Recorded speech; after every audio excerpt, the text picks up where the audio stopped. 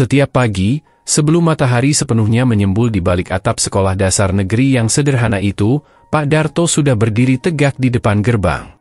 Dengan seragam satpam kebanggaannya, sepatu yang selalu disemir mengilap, dan topi yang nyaris tak pernah miring, ia menyambut satu persatu anak-anak yang datang dengan senyuman dan sapaan hangat. "Selamat pagi, Nak. Semangat ya belajarnya hari ini," katanya sambil mengangkat tangan memberi hormat kecil. Anak-anak membalasnya dengan senyum malu-malu atau lambaian tangan. Beberapa bahkan sudah akrab memanggilnya Pak Darto dengan nada ceria. Bagi mereka, Pak Darto bukan hanya satpam. Ia seperti kakek penjaga sekolah yang selalu siap membantu menyeberangkan jalan, mengikat tali sepatu yang terlepas, atau sekadar mendengarkan cerita mereka tentang PR yang sulit. Pak Darto bukan orang penting di sekolah itu. Tapi setiap hari, ia menjadi orang pertama yang datang dan orang terakhir yang pulang. Tak ada yang menyadari bahwa bagi pria berusia 55 tahun itu, gerbang sekolah adalah tempat paling penting dalam hidupnya. Tempat di mana ia merasa berguna. Namun, hari itu, ada sesuatu yang berbeda. Dari sudut pagar sebelah kanan, di balik pohon flamboyan yang daunnya sudah mulai meranggas, Pak Darto melihat seorang anak lelaki kecil duduk diam. Ia mengenakan kaos lusuh dan celana pendek yang terlalu besar untuk tubuhnya. Kakinya tak beralas. Wajahnya menunduk, namun matanya jelas mengarah ke halaman sekolah. Pak Darto memperhatikannya diam-diam. Anak itu bukan murid sekolah ini. Ia tidak memakai seragam, dan tak membawa tas. Tapi ia sudah duduk di sana sejak sebelum jam 7. Bahkan saat bel tanda masuk berbunyi, anak itu tak bergeming. Matanya terus menatap anak-anak yang masuk kelas. "Siapa ya anak ini?" gumam Pak Darto. Ia tak langsung mendekat. Hanya sesekali menoleh, berharap anak itu pergi atau mungkin dijemput. Tapi sampai jam pelajaran pertama selesai, anak itu masih duduk di tempat yang sama. Pak Darto akhirnya mengambil sebotol air mineral dari ruang satpam dan berjalan perlahan mendekatinya. "Nak, kamu ngapain di sini?" Anak itu sedikit terkejut, tapi tidak lari. Ia menatap Pak Darto dengan mata besar yang kosong namun jujur. Tak ada rasa takut di sana, hanya bingung. "Nonton aja," jawabnya lirih. "Nonton apa?" "Anak-anak sekolah." Pak Darto mengangguk pelan.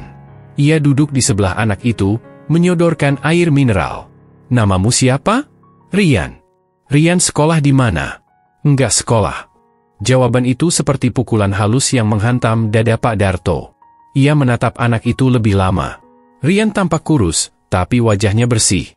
Matanya menyiratkan keingintahuan yang dalam. Bukan pandangan anak malas atau pemalas. Ada sesuatu yang belum dikatakan anak ini, pikir Pak Darto. "Kamu tinggal di mana, Rian?" "Rumah singgah di ujung gang. Dekat lapangan." Pak Darto mengenal rumah itu. Sebuah bangunan tua yang dijadikan tempat penampungan anak-anak terlantar. Pengelolanya sudah tua, dan tempat itu sering terdengar kacau. Banyak anak yang keluar masuk, tak ada yang menetap lama. Sendiri di sana. Iya. Hari itu, Pak Darto tidak bisa mengalihkan pikirannya dari Rian. Bahkan saat bel pulang berbunyi, dan kerumunan anak-anak berhamburan keluar, ia masih berdiri di dekat pohon flamboyan, mencari-cari sosok kecil itu. Tapi Rian sudah tak ada. Entah sejak kapan ia pergi. Malamnya, di rumah sederhana berdinding papan dan beratapkan seng yang sering bocor saat hujan, Pak Darto duduk termenung. Ia memandangi foto anaknya yang sudah lama merantau ke Kalimantan dan jarang menghubunginya. Ia membuka dompet, melihat isi yang tak seberapa. Tapi wajah anak kecil bernama Rian itu terus muncul dalam pikirannya. Besoknya, dan lusa-lusanya lagi, Rian datang lagi. Duduk di tempat yang sama. Diam. Menatap ke dalam gerbang. Seperti menunggu sesuatu yang tak kunjung tiba. Pak Darto mulai menyiapkan sepotong roti dari rumah. Ia bungkus dengan plastik dan selipkan di saku. Ketika melihat Rian duduk, ia menghampiri tanpa berkata-kata, hanya menyodorkan roti itu. Rian menerimanya, sedikit kikuk, lalu mengucap, "Makasih ya, Pak." Hari-hari berlalu. Percakapan mereka mulai lebih panjang. Rian bercerita, meski pelan dan kadang harus digali dengan sabar. Ia tidak punya orang tua. Ayahnya meninggal karena kecelakaan, ibunya sakit keras dan menyusul setahun lalu. Sejak itu, Rian hidup berpindah-pindah, sampai akhirnya ditempatkan di rumah singgah itu oleh seorang relawan. Pak Darto mulai merasa ada yang mengganjal dalam hidupnya. Ada kekosongan yang entah kenapa, perlahan terisi sejak kehadiran Rian. Suatu pagi, setelah menyambut anak-anak masuk sekolah, Pak Darto berjalan ke tempat biasa Rian duduk. Tapi Rian tak ada. Hatinya terasa aneh. Seperti ada yang hilang. Baru beberapa menit ia berpikir begitu, Rian muncul dari balik pohon, sedikit berlari kecil. "Maaf telat, Pak. Aku tadi bantu-bantu di warung depan. Dikasih roti sama ibu itu." Pak Darto tertawa. Bukan karena lucu, tapi karena ia senang. Hari itu, ia memberanikan diri bertanya, "Rian, kamu mau sekolah nggak?" Rian menatapnya lama, lalu mengangguk pelan. Sangat pelan. Seolah takut harapan itu terlalu tinggi. "Tapi aku nggak punya apa-apa, Pak," katanya lirih. Pak Darto menghela napas panjang. "Kita lihat nanti, ya. Yang penting kamu mau dulu. Soal lain, biar Bapak pikirkan." Rian tersenyum kecil. Untuk pertama kalinya, senyum itu tampak tulus. Bukan senyum basa-basi. Dan saat itu juga, Pak Darto tahu, hidupnya akan berubah. Di balik gerbang sekolah yang biasanya hanya tempat ia berdiri menunggu jam berganti, kini ada misi baru yang mulai tumbuh. Ia belum tahu seberapa jauh harus melangkah. Tapi satu hal ia yakini, anak kecil bernama Rian itu harus punya masa depan. Dan kalau tak ada orang lain yang bisa memberikannya, maka ia akan mencoba menjadi orang itu. Sejak pagi itu, Pak Darto tak lagi menganggap tugasnya hanya sebatas membuka dan menutup gerbang sekolah. Ia mulai mempersiapkan satu hal kecil yang tak ada dalam daftar tugas resmi Satpam, membawa roti. Setiap hari, setelah menyalami anak-anak, ia menyelipkan sepotong roti di saku celananya. Kadang roti sobek isi meses, kadang roti tawar yang disapukan selai kacang hasil kiriman saudaranya dari desa. Ia menunggu Rian datang, duduk di tempat biasa, dan kemudian perlahan menghampirinya. "Ini buat kamu," katanya sambil menyodorkan roti. Rian tidak selalu langsung menerimanya. Awalnya, ia canggung. Menerima makanan dari orang asing bukan hal yang biasa. Tapi perlahan, rasa lapar mengalahkan rasa sungkan. Ia menerimanya dengan tangan kecil yang kurus dan mata yang selalu menghindar. Hari-hari berlalu seperti itu. Sepotong roti menjadi jembatan diam-diam yang mempertemukan dua manusia dari dunia berbeda. Seorang satpam tua yang kesepian dan anak kecil yang kehilangan arah. "Namamu lengkapnya siapa?" tanya Pak Darto suatu pagi. "Rian Pratama." "Rian mau jadi apa kalau besar?" Rian terdiam lama. "Nggak tahu." Pak Darto tersenyum. "Kalau nggak tahu, bagus. Artinya masih banyak pilihan." Mereka mulai berbicara lebih banyak. Rian bercerita tentang rumah singgah yang sempit, tentang suara-suara ribut malam hari, tentang anak-anak lain yang sering datang dan pergi. Ia kadang tidur di lantai beralaskan tikar, kadang tidak sempat makan malam. Tapi ia tidak pernah mengeluh. Ceritanya datar. Seperti ia sudah menerima hidup begitu saja. Pak Darto menyimak. Tak banyak komentar.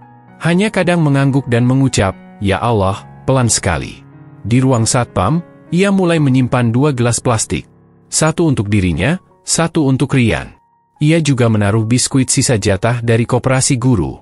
Kalau ada sisa makanan dari ruang guru, ia bungkus rapi dan berikan pada Rian, seolah itu hal sepele. Rian semakin sering datang. Kadang lebih pagi dari Pak Darto. Ia duduk dan menunggu, tak menuntut apapun. Tapi matanya selalu berbinar saat melihat Pak Darto datang membawa sesuatu di tangan. Suatu sore, saat anak-anak sudah pulang dan halaman mulai sepi, Rian masih duduk. Pak Darto keluar dari ruangannya.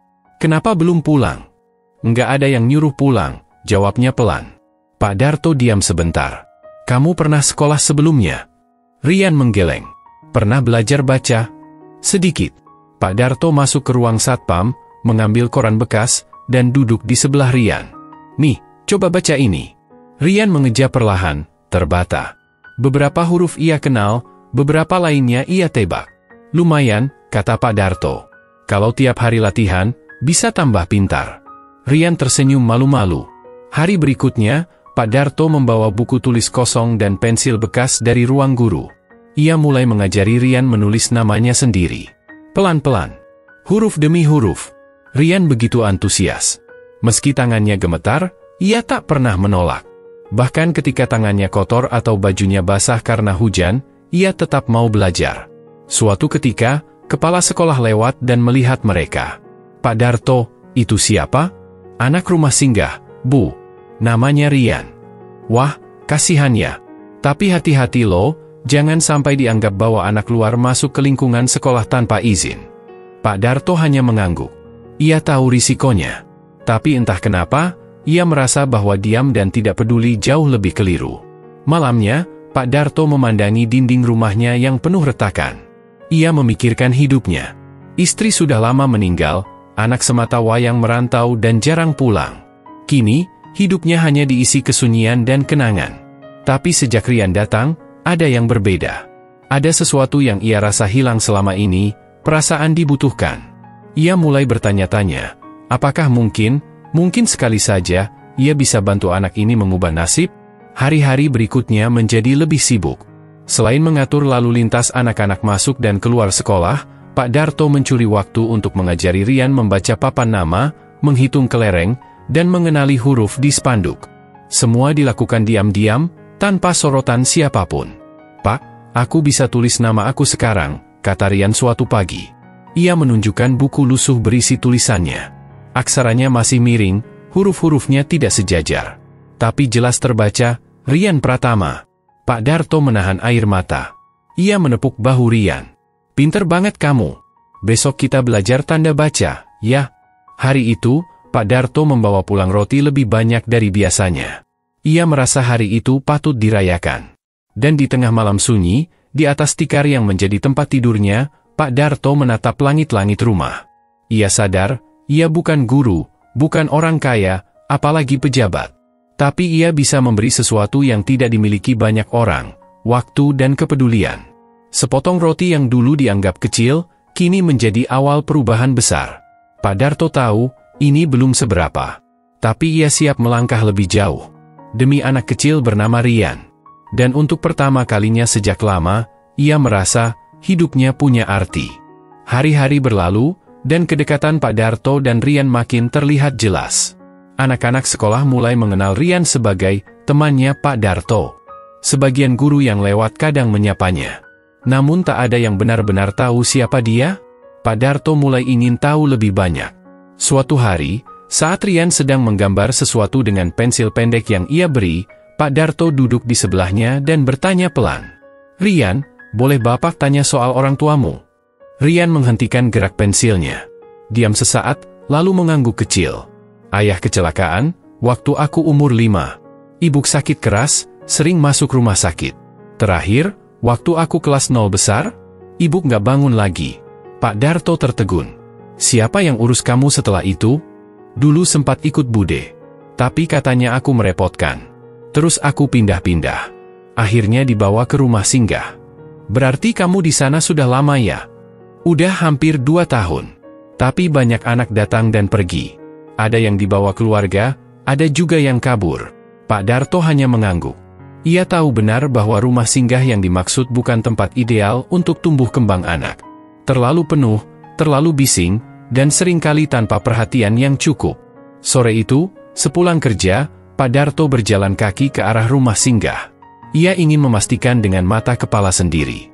Bangunannya terletak di ujung gang sempit, dengan dinding kusam dan pagar yang tak pernah benar-benar tertutup. Di dalamnya, beberapa anak bermain tanpa pengawasan. Seorang ibu tua duduk di kursi plastik sambil menonton sinetron dengan volume keras. Permisi, Bu, sapa Pak Darto. Ibu itu menoleh sekilas. Oh, Bapak siapa? Saya dari sekolah SD 05. Rian Pratama tinggal di sini ya? Ya, anak itu di sini. Kenapa, Pak? Cuma mau tanya-tanya, soalnya dia sering ke sekolah. Duduk-duduk di luar pagar. Ibu itu mengangguk, lalu menurunkan volume TV. Rian anak yang pendiam, tapi rajin. Cuma, ya, di sini nggak bisa terlalu diperhatiin satu-satu. Banyak anak, kami kekurangan bantuan. Kalau ada yang mau ngurus lebih serius, malah bagus, Pak. Pak Darto pulang dengan kepala penuh pikiran. Ia tahu ini bukan sekadar rasa iba biasa. Ada yang menggugah naluri terdalamnya. Rian butuh lebih dari sekadar sepotong roti dan sapaan pagi. Ia butuh arah. Keesokan paginya, saat Rian datang, Pak Darto bertanya, Rian, kamu pernah pengen sekolah nggak? Maksudnya, benar-benar duduk di dalam kelas, belajar pakai seragam, punya buku, ikut ulangan. Mata Rian berbinar. Tapi ia buru-buru meredamnya. Pernah. Tapi, kayaknya nggak mungkin. Kenapa? Ya, nggak punya surat, nggak punya keluarga. Nggak punya apa-apa, Pak. Pak Darto menatapnya lama. Nanti Bapak coba urus. Kamu cuma perlu satu hal, mau. Rian mengangguk pelan, seperti takut harapan itu terlalu indah. Beberapa hari kemudian, Pak Darto mulai menghubungi dinas sosial, menanyakan soal pengurusan dokumen anak asuh. Ia mengisi formulir, bolak-balik kantor kelurahan, dan bahkan meminta surat pengantar dari pengelola rumah singgah. Bapak serius mau bantu anak itu? Tanya seorang petugas. Saya cuma ingin dia punya masa depan, jawab Pak Darto. Bapak keluarganya? Bukan. Tapi, saya anggap dia seperti anak saya sendiri. Di rumah, Pak Darto mulai menyusun berkas-berkas. Akta kelahiran Rian nyaris tak terbaca karena luntur. KTP Pak Darto pun sudah hampir kadaluarsa. Tapi ia tetap bersemangat. Ia tahu ini bukan soal administrasi saja, ini soal kesempatan hidup seorang anak. Tak semua proses berjalan mulus. Ada hari-hari di mana ia hampir menyerah. Tapi setiap melihat Rian duduk menunggu di pagar, menggenggam buku kecilnya sambil menatap ke dalam sekolah, semangat itu kembali. Suatu pagi, Pak Darto memanggil Rian sambil tersenyum lebar. Rian, kamu siap sekolah? Serius, Pak? Pak Darto mengangguk. Bulan depan kamu bisa masuk SD. Seragamnya Bapak yang beliin. Buku-buku juga. Kamu mau? Rian berdiri kaku. Matanya mulai berkaca-kaca. Ia menatap Pak Darto seperti tak percaya. Mau, Pak, mau banget. Dan pagi itu, untuk pertama kalinya, Rian masuk ke dalam gerbang bukan sebagai pengamat, tapi sebagai calon murid. Langkahnya kecil, tapi penuh harapan. Pak Darto menatap dari belakang, dadanya penuh perasaan yang sulit dijelaskan. Mungkin ini bukan keputusan besar di mata orang lain. Tapi baginya, ini awal dari perubahan besar. Ia tahu, jalan di depan masih panjang. Tapi ia juga tahu, ia tidak sendiri. Kini, ada Rian.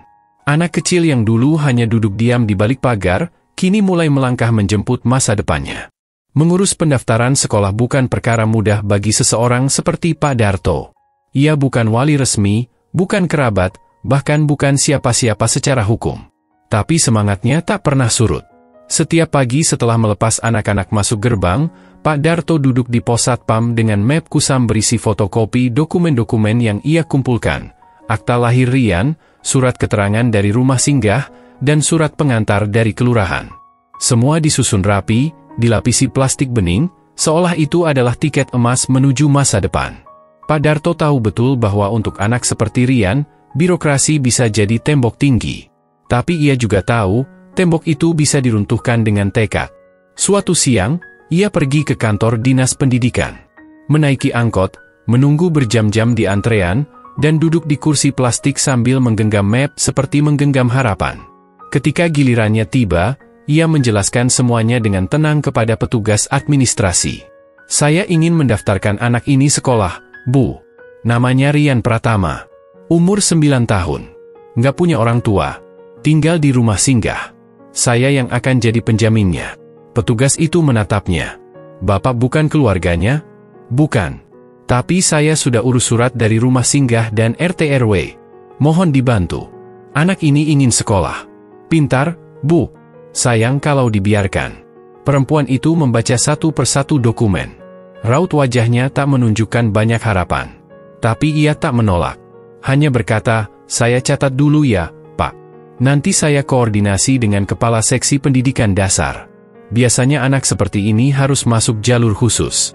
Pak Darto mengangguk. Ia tahu maksudnya, proses akan lama. Tapi ia juga tahu, tidak ada yang instan untuk perubahan besar. Selama seminggu berikutnya, Pak Darto bolak-balik ke kelurahan, ke sekolah, dan ke rumah singgah. Ia mengisi formulir, fotokopi dokumen, membeli map baru, bahkan menulis surat pernyataan dengan tangannya sendiri bahwa ia siap bertanggung jawab atas Rian. Setiap malam, ia menghitung kembali uang di dompetnya. Gaji satpam yang pas-pasan mulai terasa makin sempit. Tapi ia tetap menyisihkan sebagian untuk membeli seragam, sepatu, dan alat tulis. Barang-barang itu ia sembunyikan di dalam lemari agar menjadi kejutan. Pada hari Jumat sore, kabar baik datang.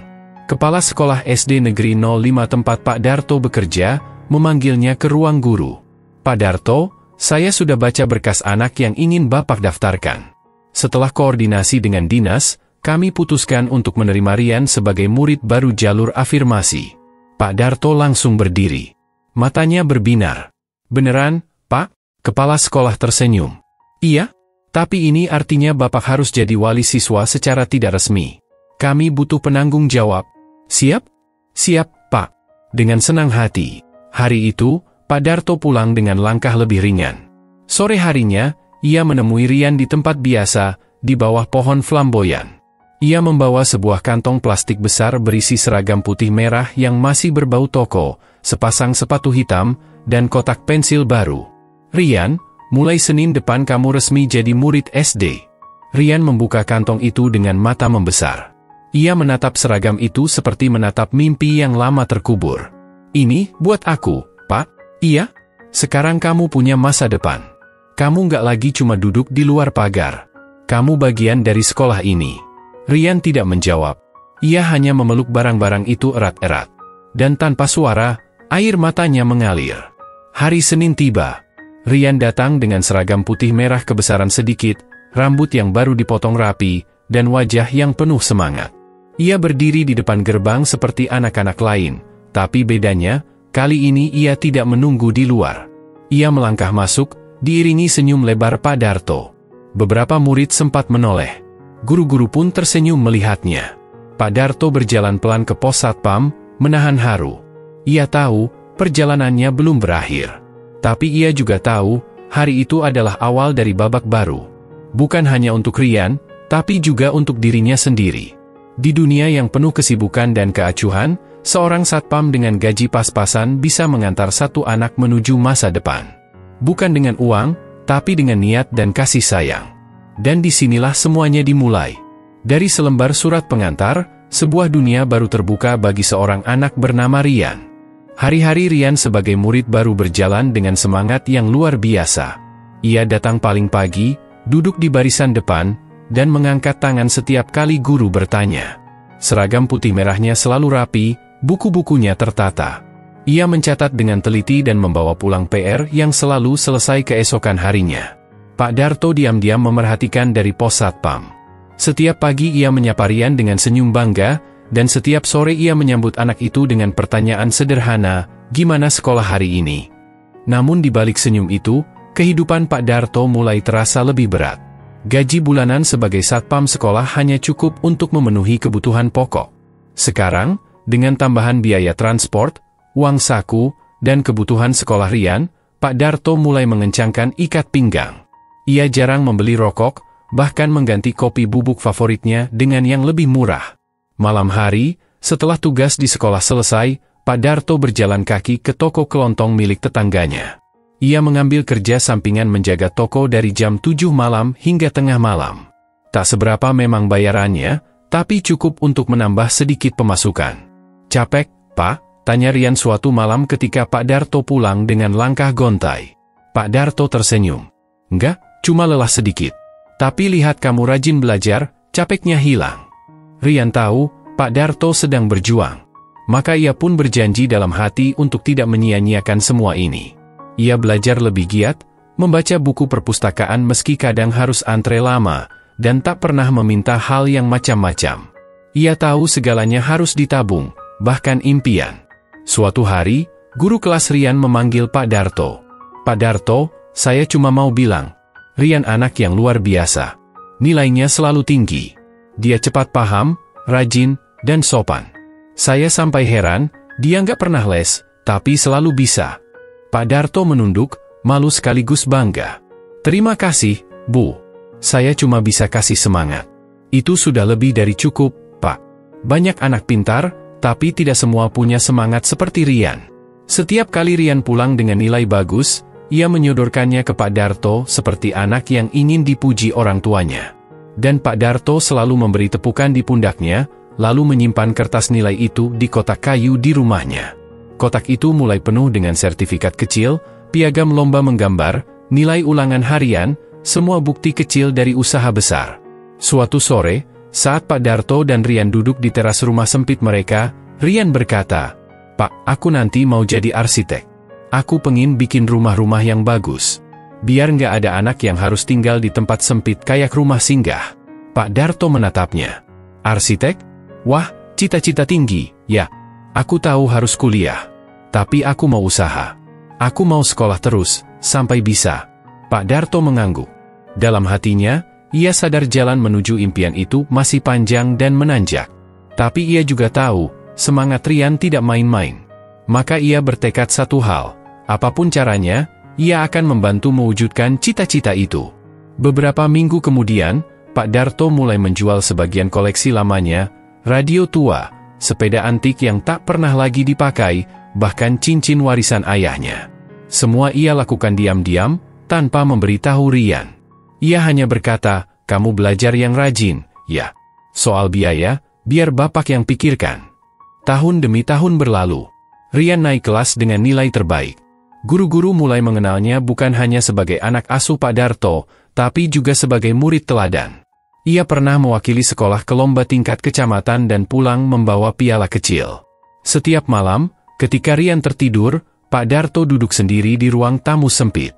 Di hadapannya, ada buku catatan keuangan dengan coretan pengeluaran, jadwal kerja tambahan, dan daftar kebutuhan sekolah Rian. Capek? Ya. Tapi tidak pernah menyesal. Ia tahu, semua lelah ini adalah investasi. Bukan pada uang, tapi pada manusia. Pada satu anak yang dulunya hanya duduk di luar pagar, tapi kini sudah melangkah jauh. Dan setiap kali pagi datang, saat lonceng sekolah berbunyi dan Rian melangkah masuk ke gerbang dengan senyum, semua lelah itu terasa ringan kembali. Karena Pak Darto percaya, mimpi anak-anak seharusnya tidak dibatasi oleh isi dompet, tapi diperjuangkan dengan seluruh hati. Rian tumbuh menjadi remaja yang berbeda dari anak-anak rumah singgah lainnya. Ia tidak pernah membolos, tidak ikut geng motor, tidak larut dalam dunia gawai dan game seperti kebanyakan temannya. Tapi bukan berarti ia tak menghadapi godaan. Usia remaja datang seperti badai. Emosi Rian sering meledak-ledak. Ada hari-hari ia pulang tanpa sepatah kata pun. Ada malam-malam di mana ia mengurung diri di kamar, menolak makan malam. Pak Darto mengerti, ini bukan Rian yang tak tahu diri, ini Rian yang sedang mencari siapa dirinya. Pak Darto bukan orang yang banyak membaca buku psikologi, tapi ia belajar dari hidup. Ia tahu anak seumuran Rian butuh ruang, juga butuh pendengar. Maka ia tak pernah memaksa. Ia hanya duduk di luar kamar, kadang membawakan teh hangat, dan bilang pelan, kalau kamu butuh teman cerita, bapak di sini. Kadang Rian keluar dan duduk tanpa bicara. Kadang ia menangis, lalu bilang, Pak, kenapa hidup orang beda-beda, ya? Kenapa aku harus kehilangan orang tua?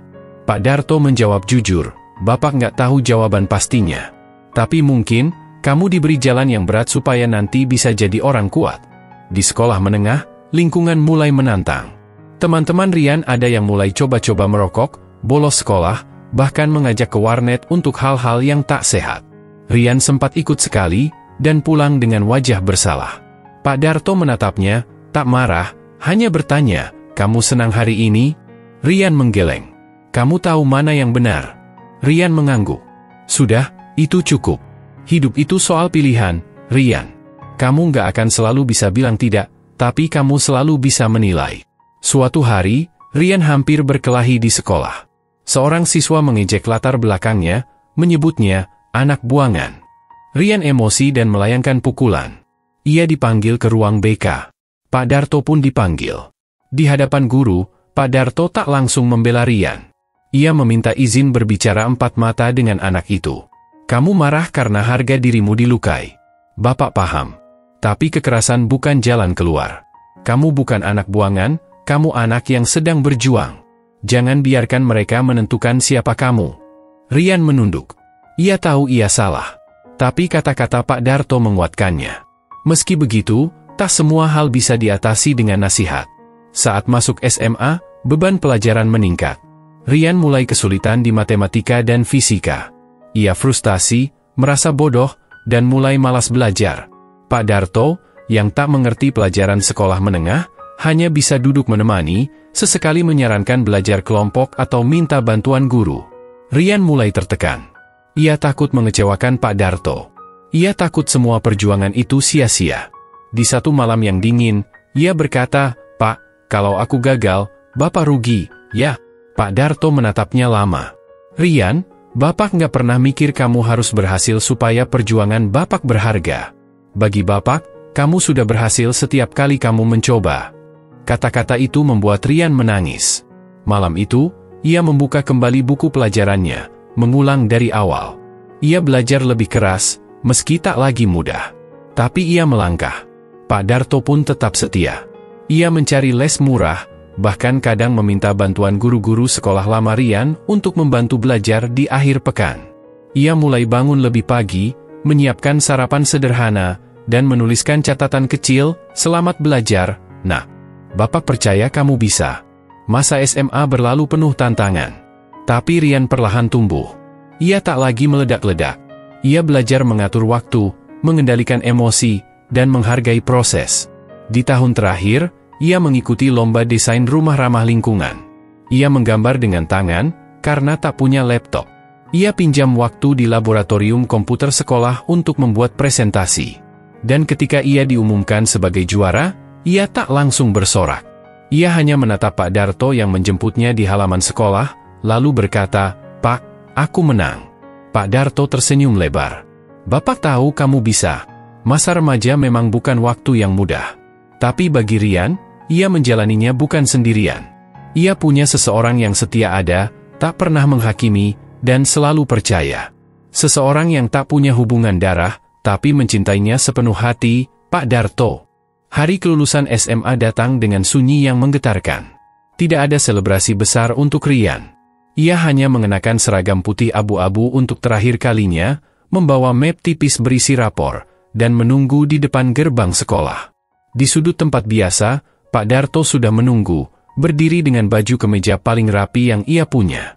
"Gimana hasilnya?" tanya Pak Darto, menatap wajah Rian dengan harap. Rian mengangkat map itu perlahan. Di dalamnya tertera nilai-nilai ujian nasional, hampir semuanya di atas rata-rata. "Bapak," ucapnya lirih, "aku lulus ranking 2. Pak Darto tak berkata-kata. Ia hanya menepuk bahu Rian, lalu memeluknya singkat.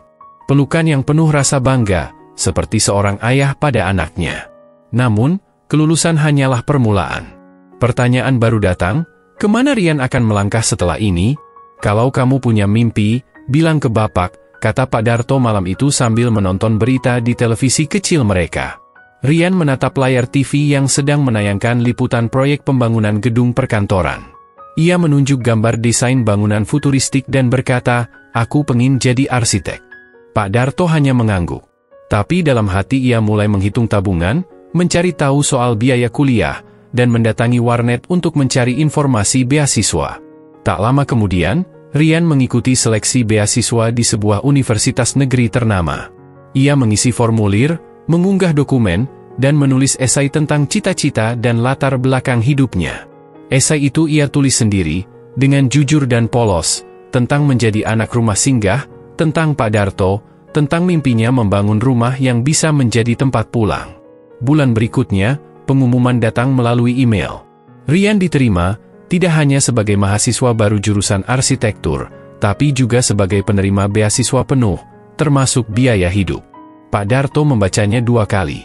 Ia tak langsung mengerti, sampai Rian menjelaskan, "Pak, aku nggak perlu bayar apa-apa. Bahkan nanti dikasih uang saku." Pak Darto menatap Rian, matanya berkaca.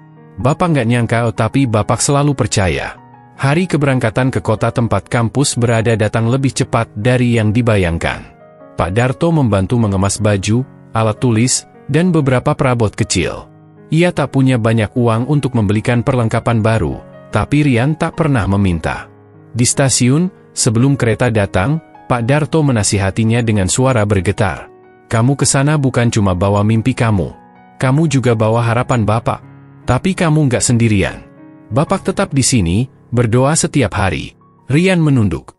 Ia tahu betul, langkah yang akan ia ambil bukanlah akhir dari perjuangan, melainkan awal dari tantangan yang lebih besar.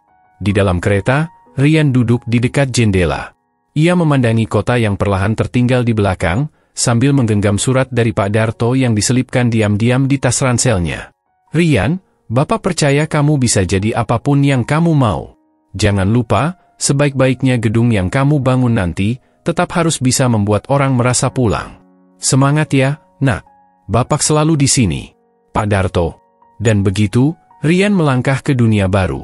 Sebuah dunia yang menantangnya untuk bertahan, beradaptasi, dan membuktikan bahwa seorang anak dari balik pagar sekolah bisa menembus batas-batas kehidupan. Langkah kecil yang dulu ia ambil bersama Pak Darto, kini membawanya ke peron mimpi yang lebih luas. Tahun pertama di kampus bukan hal yang mudah bagi Rian. Ia datang dari dunia yang sangat berbeda dibandingkan teman-teman sekelasnya. Banyak dari mereka berasal dari keluarga mampu, datang dengan laptop mahal dan cerita liburan ke luar negeri. Sementara Rian hanya punya satu ransel tua dan ponsel yang baterainya harus diisi 2 kali sehari. Tapi Rian tidak datang untuk menyaingi mereka. Ia datang untuk belajar. Di kelas, ia duduk paling depan, mencatat dengan serius. Ia menggambar sketsa bangunan dengan tangan, karena belum punya tablet. Tugas-tugasnya sederhana, tapi ide-idenya segar dan penuh makna. Ia sering menggambar rumah-rumah kecil dengan halaman luas, pohon rindang, dan teras tempat orang tua bisa duduk sambil melihat anak-anak bermain. "Kenapa selalu rumah kecil?" tanya salah satu dosennya suatu hari. Rian tersenyum, karena rumah besar belum tentu hangat. Tapi rumah kecil yang dibangun dengan cinta, bisa jadi tempat paling nyaman. Jawaban itu membuat sang dosen diam sejenak.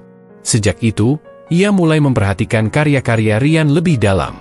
Di balik semua kesibukan itu, Rian tetap rutin menghubungi Pak Darto. Sekali seminggu, ia menelepon atau mengirim pesan. "Pak, tugas minggu ini bikin konsep hunian di lahan terbatas. Saya gambar rumah kita dulu. Pak, hari ini saya lulus studio pertama. Dosen bilang saya punya rasa." Pak Darto membaca semua pesan itu sambil tersenyum sendiri di pos jaga. Di antara teriakan anak-anak, dering bel sekolah, dan terik matahari siang, pesan-pesan dari Rian seperti oase. Terkadang, Pak Darto juga mengirim foto-foto sederhana, sepeda tuanya, pohon mangga di belakang rumah, atau gerbang sekolah yang dulu jadi tempat Rian duduk diam. Hubungan mereka tak pernah berubah, meski jarak ratusan kilometer memisahkan. Pak Darto tidak pernah merasa ditinggalkan. Dan Rian tidak pernah merasa benar-benar sendiri. Pada semester ketiga, Rian mulai magang di studio arsitektur lokal. Ia tidak dibayar besar, tapi cukup untuk membantu membeli alat gambar yang lebih layak. Ia mulai bisa membuat desain digital, mempelajari software, dan memahami logika bangunan dari sudut pandang praktis. Ia juga mulai mengikuti lomba desain. Beberapa kali ia kalah. Tapi satu hari, ia memenangkan lomba sketsa rumah ramah lingkungan tingkat mahasiswa. Hadiahnya tidak besar, tapi cukup membuat namanya mulai dikenal. Salah satu karya yang ia buat dalam lomba itu dinamai Rumah untuk Darto. Sebuah hunian mungil, dengan halaman kecil, jendela besar yang menghadap matahari pagi, dan kursi rotan di teras. Saat ditanya oleh panitia tentang inspirasi desain, Rian hanya menjawab singkat, "Saya hanya ingin membangun tempat pulang untuk orang yang selalu ada saat saya kehilangan arah." Desain itu mencuri perhatian juri. Salah satu arsitek senior yang menjadi juri bahkan menelepon kampus dan meminta bertemu langsung dengan Rian. Saat mereka bertemu, si arsitek bertanya, "Kamu kuliah dibiayai siapa?" Rian menjawab, "Saya dapat beasiswa. Tapi sebelum itu, saya disekolahkan oleh seorang satpam sekolah." Arsitek itu hanya mengangguk. Tapi dalam hati, ia sudah tahu, anak ini bukan hanya berbakat, tapi juga punya cerita yang membentuknya. Waktu berjalan cepat. Kini Rian sudah di semester 5. Ia mulai sering mengerjakan proyek kelompok, mengisi seminar, dan membantu adik tingkat. Tapi di setiap pencapaiannya, ia tetap menyisihkan waktu untuk menulis surat untuk Pak Darto, dengan tulisan tangan. "Pak Darto, saya mungkin belum bisa kasih apa-apa. Tapi setiap garis yang saya tarik di atas kertas, selalu saya bayangkan sebagai fondasi dari harapan yang Bapak tanam dulu. Saya nggak akan pernah lupa dari mana saya datang." Pak Darto menyimpan semua surat itu dalam map plastik biru di laci pos jaga. Kadang, saat malam sepi dan sekolah lengang, ia membacanya ulang, satu persatu. Rian sedang menggambar masa depannya, sedikit demi sedikit. Dan di setiap sudut dari sketsa impiannya, selalu ada satu sosok sederhana, seorang satpam sekolah yang mengajarinya tentang ketulusan. Ia tahu, jalan masih panjang. Tapi ia juga tahu, ia sedang berjalan di atas fondasi yang kokoh, cinta, harapan, dan pengorbanan. 7 tahun sejak pertama kali Rian melangkah masuk ke dalam gerbang sekolah sebagai murid SD, hari ini ia berdiri mengenakan toga hitam dan selempang bertuliskan, lulusan terbaik arsitektur 2019. Aula kampus dipenuhi wajah-wajah bahagia. Di antara ratusan keluarga dan sahabat yang hadir, ada satu sosok tua dengan kemeja rapi dan sepatu mengkilap yang tampak canggung di keramaian. Pak Darto. Ia datang dari Yogyakarta malam sebelumnya, menumpang kereta ekonomi. Baju yang dikenakannya dipinjam dari tetangga, dan ia membawa tas kecil berisi map plastik biru, map tempat ia menyimpan semua surat dan foto Rian sejak kecil. Di ujung aula, Rian sedang berdiri menunggu namanya dipanggil. Tangannya gemetar, bukan karena gugup, tapi karena satu hal yang sejak dulu ia impikan akhirnya menjadi nyata. Hari ini, ia akan menggandeng orang yang paling berjasa dalam hidupnya ke atas panggung. Rian Pratama, sarjana arsitektur, IPK 3,95, lulusan terbaik tahun ini. Tepuk tangan membahana. Tapi Rian tidak langsung naik. Ia berbalik, berjalan ke arah tempat duduk tamu, dan berhenti di hadapan Pak Darto. "Pak, ayo ikut saya ke atas," bisiknya. Pak Darto tertegun. "Loh, Bapak bukan siapa-siapa, Rian. Bapak adalah segalanya buat saya." Dengan tangan gemetar, Pak Darto berdiri. Aula menjadi hening sejenak saat seorang pria tua berseragam sederhana berjalan di samping wisudawan terbaik. Rian menggandeng tangan Pak Darto erat, menuntunnya ke atas panggung. Saat mereka berdiri berdampingan, rektor kampus yang sudah membaca latar belakang Rian hanya mengangguk penuh hormat. Ia mempersilakan Rian menerima penghargaan bersama sang satpam. Sorot kamera mulai bermunculan. Beberapa mahasiswa dan dosen mengambil gambar momen itu. Salah satu foto yang memperlihatkan Rian memegang ijazah sambil menggenggam tangan Pak Darto viral dalam waktu singkat. Caption foto itu sederhana. "Bukan ayah kandung, tapi ayah sejati." Ribuan komentar membanjiri. Banyak yang menangis, banyak yang merasa terinspirasi, dan tak sedikit yang menyebut Pak Darto sebagai pahlawan pendidikan sesungguhnya. Usai wisuda, Rian membawa Pak Darto makan di restoran kecil dekat kampus. Mereka duduk berdua, mengenang masa lalu. "Ingat enggak, Pak, waktu pertama saya masuk sekolah, sepatu saya kebesaran? Ingat, Bapak beliin di pasar Loak. Tapi kamu makainya kayak sepatu mahal." Mereka tertawa. Tapi ada juga air mata yang mengalir diam-diam. Bukan tangisan sedih, tapi tangisan lega. Semua perjuangan itu tidak sia-sia. Hari itu, Rian memperlihatkan satu dokumen tambahan di dalam mapnya. Surat penerimaan kerja dari firma arsitektur ternama di Jakarta. Bukan hanya karena prestasi akademiknya, tapi juga karena desain rumah mungil yang ia buat, Rumah untuk Darto, menjadi bahan diskusi di konferensi arsitektur beberapa bulan sebelumnya. "Bapak tahu? Rumah itu desainnya dipakai buat proyek perumahan sosial di luar kota. Katanya bisa bantu banyak keluarga kurang mampu punya rumah yang layak." Pak Darto menatapnya bangga. "Kamu bukan cuma sukses, Rian. Kamu bermanfaat." Beberapa hari kemudian, Rian mengajak Pak Darto berkunjung ke kantor tempat ia bekerja. Sebuah gedung modern dengan interior minimalis dan ruang terbuka yang lapang. Saat mereka masuk, beberapa karyawan menyambut Rian dengan ramah. Tapi perhatian mereka segera tertuju pada pria tua di sampingnya. "Ini Pak Darto," kata Rian bangga. "Tanpa beliau, saya mungkin masih duduk di balik pagar." Salah satu pimpinan firma arsitektur menyambut Pak Darto dengan jabatan tangan yang hangat. "Terima kasih, Pak. Terima kasih sudah mempercayakan masa depan anak ini dan membawanya sampai ke sini." Pak Darto tersenyum, canggung. Ia tak pernah merasa melakukan hal luar biasa. Ia hanya melakukan apa yang menurutnya benar. Momen kunjungan itu juga terekam dalam video singkat yang kembali beredar di media sosial. Dalam video tersebut, terlihat Rian mengenalkan Pak Darto pada seluruh tim, memperlihatkan meja kerjanya, dan menunjukkan sketsa proyek pertamanya. Komentar publik makin ramai. "Orang tua nggak harus sedarah. Yang penting kasih sayangnya. Salut buat Pak Darto. Semoga makin banyak Rian-Rian lain yang dapat kesempatan. Anak hebat lahir dari orang-orang yang tidak menyerah." Di Yogyakarta, kepala sekolah tempat Pak Darto bekerja memasang foto dirinya dan Rian di mading sekolah. Di bawahnya tertulis, "Dari pos jaga ke podium wisuda. Dari tangan kasar satpam, lahir mimpi besar seorang arsitek." anak-anak sekolah mulai memandang Pak Darto bukan hanya sebagai penjaga gerbang. Mereka sering menyapanya dengan semangat baru.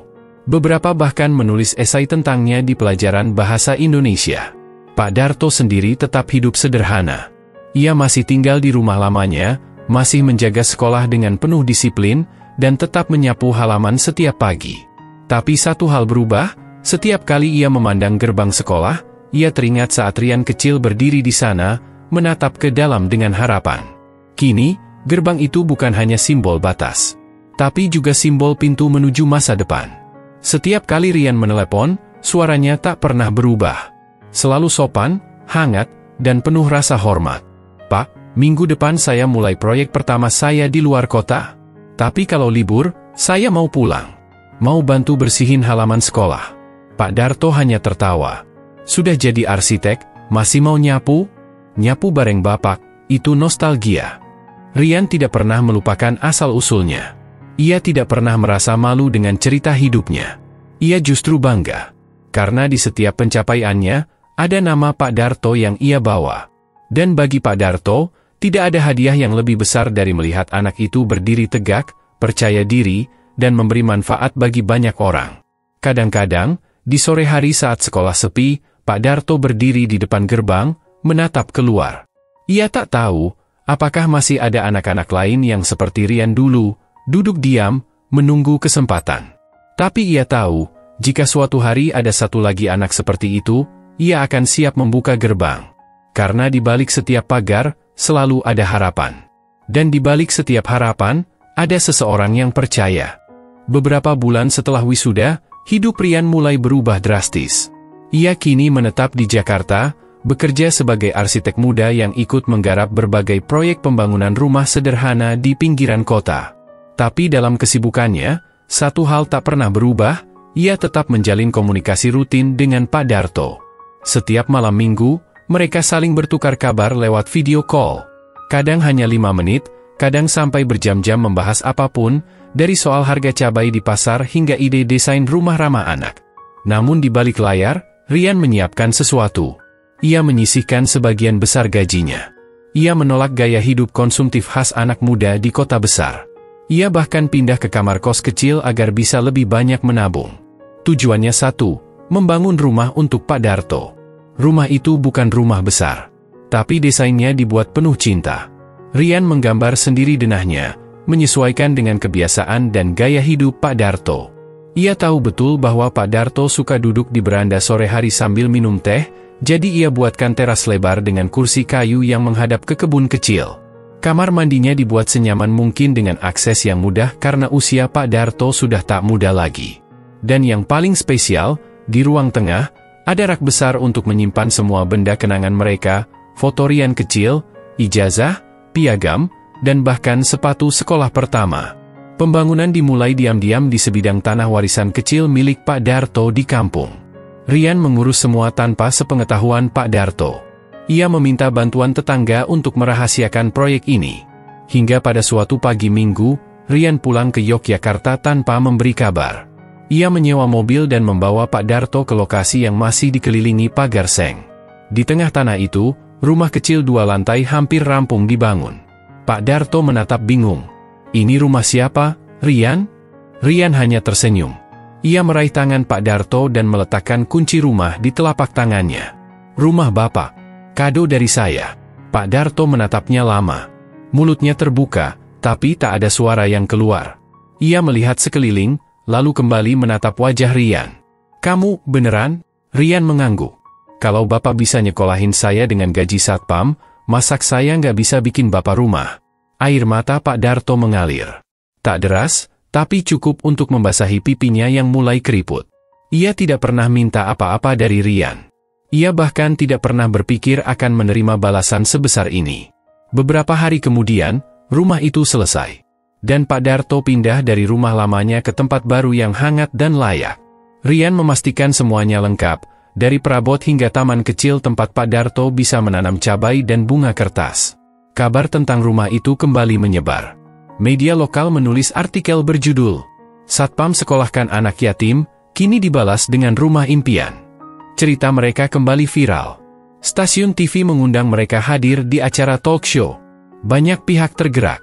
Beberapa lembaga sosial mulai menjangkau rumah singgah tempat Rian dulu tinggal. Program beasiswa untuk anak-anak yatim mulai digalakkan. Rian tak ingin menjadi pahlawan. Ia hanya ingin jadi anak yang tahu balas budi. Suatu hari, Rian mendapat undangan menjadi pembicara di kampusnya. Ia diminta menceritakan perjalanan hidupnya kepada mahasiswa baru. Di depan ratusan mahasiswa, ia berdiri sambil menampilkan slide yang menampilkan wajah Pak Darto. Kalau bukan karena pria ini, katanya sambil menunjuk layar, saya mungkin hanya jadi penonton dari balik pagar.